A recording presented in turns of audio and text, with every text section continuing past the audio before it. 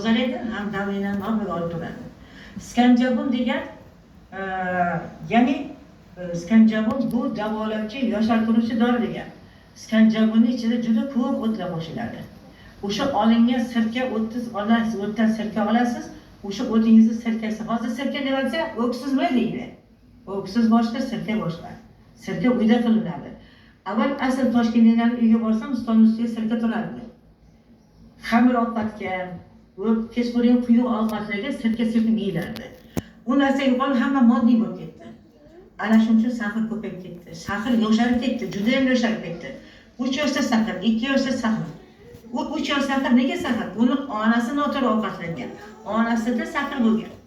Onasi qonni buzib qo'ygancha, u bolasi sahr bilan tug'ilgan.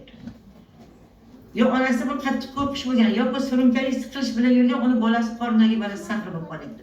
Nima qilyapmiz? Insulin qilyapmiz. Insulinni olib o'lib ketyapti. Hech kim insulin olib tuzalgan joyi yo'q.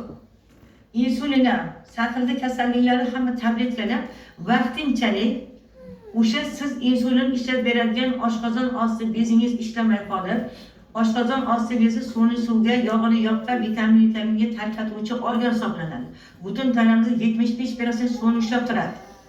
U kattalashgandan keyin uni kichkina qiladigan hech qanaqa dori-darmon yo'q. Vaqtinchalik insulin bilan shu insonni kasallikda hayotini olib turish degan tamom, boshqa narsa emas. Tuzatsa bo'ladimi? Tuzatsa bo'ladi, to'liq chiqib ketsa bo'ladi. Endi 10 yillik sahr kelib 10 kunga tuzalmaydi. Biz 10 kun davolaymiz, 10 kundan keyin aytaman, siz necha kunga sahrdan chiqib ketishingizni deyman. Endi keyin ayniqsa ayollarimizda sahri bir kursni ichida 10 kun yo 15 kunda 5 ga tushdimi? Voy rahmat, yaxshi bo'ldi. Yo'q, yaxshi bo'lganingiz yo'q. Sahringiz tushdi. Hali oshqozon ostingizni men o'z 100% ishga tushirganim yo'q deyman. Shu bilan ketadi bir 6 oy, shu 5 bilan yuradi, yaxshi yuradi. 6 oy, 7 oydan keyin voy rahmat, to'g'ri aytgan ekansiz, chiqib qoldi, sahri bo'lib keladi. Oxirigacha davolab shu uyingga olib ketib, ichib tursang bo'lardi dori. Yemadigan narsamni yemay, yoki dori olib ketishga kuching yetmasa, o'sha uyingda bor narsani aytgan narsamni ichib tursang bo'lardi. Oddiy mana shu olmani o'zini sirkasi, olma sirkasi.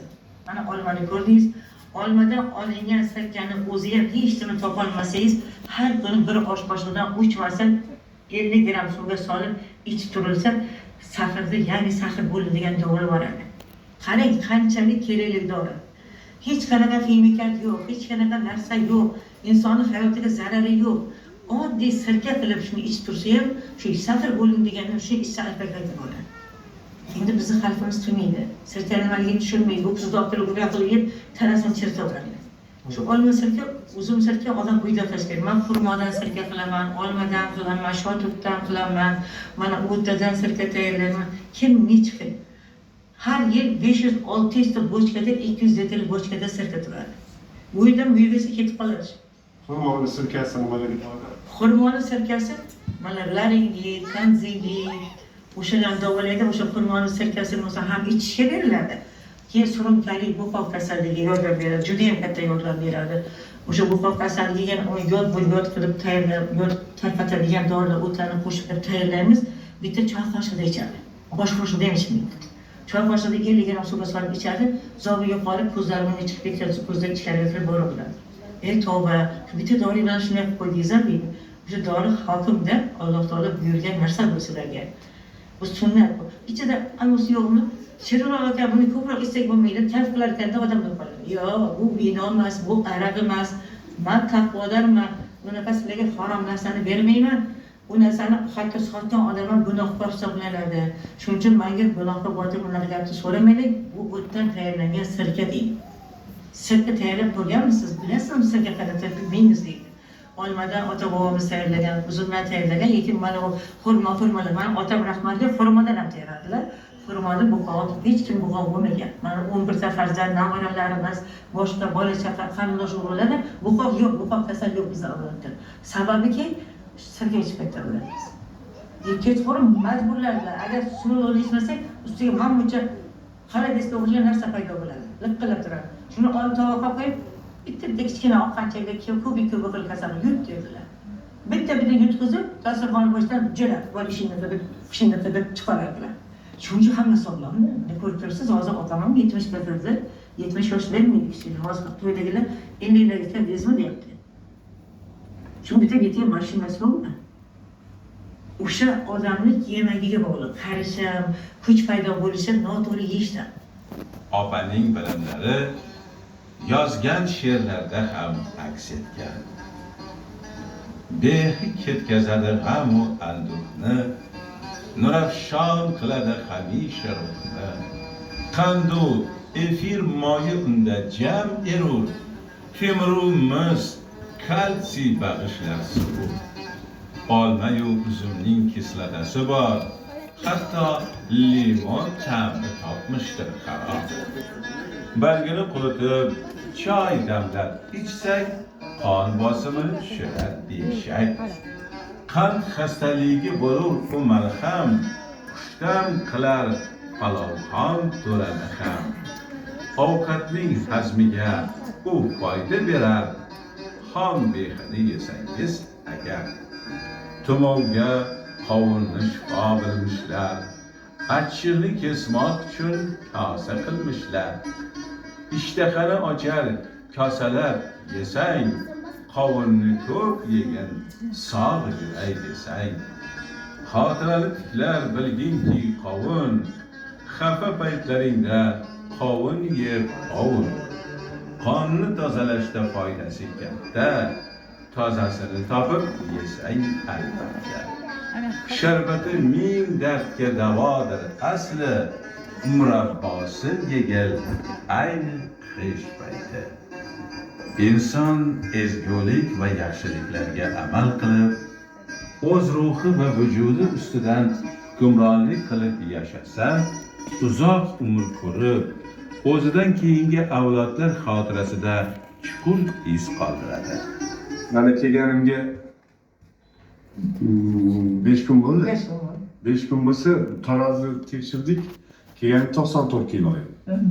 Hozir 89 bo'ldi. 4 kilo edi, 2 kun oldin, bugun yana 1 kilo. Nafas olishim ham ancha yaxshi bo'lib qoldi. O'zimni his qilishim. Hali ham baribir mana yo'q kattalarimiz bor hali. Turum degani tomirda birdan tozalamaydi deyiladi. Ko'p kattaroq miqdorda tozalasangiz, tozalagan uzgan qoningiz kelib bir joyga to'sib qolishi mumkin. Ingichkaroq joyga kelib, bunday qayerdan joylar bor tomirda shunday tiqilib qolishi mumkin.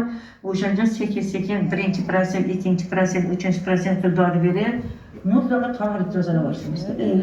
Tomirdagi turumlaringiz katta zigzaglari ketib boshlabdi. Endi shu zigzagni qonni olishimiz kerak. Turum deganda mana bunaqa bo'lib qoladi, bunaqa bo'lib qoladi. Mana shartli sinibdi. Endi biz mana oxirigacha stenkagacha jigar bo'ladigan bo'lsa, jigar stenkasi, yurak bo'ladigan bo'lsa, shu tomirda shunday zigzag bo'lib turgan narsa qon kelib tushib, ko'targanda qiynalib ketadi. Yaxshi, mana bu shamaytni o'sha nafas olishingiz ham yaxshi. Mana yursangiz ham masalan yapsiz. Endi 20 yil hech qachon davoladim. Faqat shu Amerikada qon olishardi. Shu qonga qarab turib, mana bu joyingni to'shimiz kerak, dori berib yuboradi, bo'ldi. Bu vaqt muddati o'tganda yana qaytaman. Mana hozir sizni tabiiy dorilaringizni ichib, uyqu bosadi, bir uxlab tursam, hali kompyuterni update qilasiz-ku, miya shuni update bo'lib qoldida, qaytadan bir bodri bo'lib, svejiy bo'lib, lekin shunaqa birinchi mahas bo'lib turib, bir uxlab tursam o'zimniki quvvat keltirib boshqacha bo'ldim. Shuning uchun ham sizga ming rahmat opajon. Sog' bo'ling, minnatdorchiligimni izhor qilmoqchiman.